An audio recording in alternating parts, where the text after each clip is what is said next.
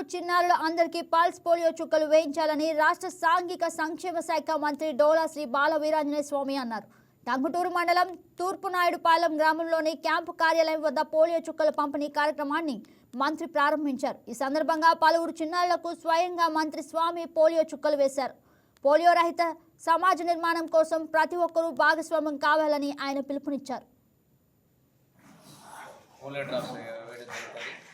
100% అందరి పిల్లలకి అయితే 5 ఏళ్ల చిన్నారులందరికీ కూడాను పోలియో చుక్కలు వేయడం ద్వారా కమ్యూనిటీ మొత్తాన్ని కూడా మనం ఇమ్యునైజ్ చేయడం ద్వారా ఈ పల్స్ పోలియో కార్యక్రమం ద్వారా పోలియో వ్యాధి రాకుండా మన భావితరాలు కాపాడుకునేటువంటి అవకాశం ప్రజలందరూ కూడా పూర్తిగా సహకరించాలి. వీలైనంత వరకు ఇవాళే పిల్లలను తీసుకొచ్చి పోలియో చుక్కలు వేయించాలి.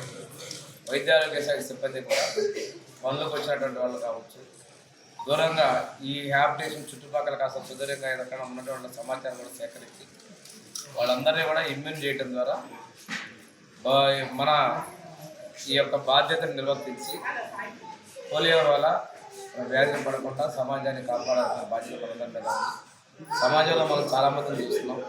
అంగవైకల్యం, ఒక కాళ్ళు కావచ్చు, 2 కాళ్ళు కావచ్చు, పోలియో ద్వారా ఇప్పుడు చాలామంది ఈ రోజుకి ఉన్నటువంటి వాళ్ళు అలాంటి వాళ్ళని తీసుకొని పూర్తిగా తీసుకొని మన మామూలుగా పుట్టిన తర్వాత ఈ వ్యాధి సంక్రమించడం ద్వారా అలా కాకుండా ఉండేందుకే ఈ పోలియోని మన యూనిసెఫ్ తోటి మన భారత ప్రభుత్వం కార్యక్రమాన్ని చేపట్టింది.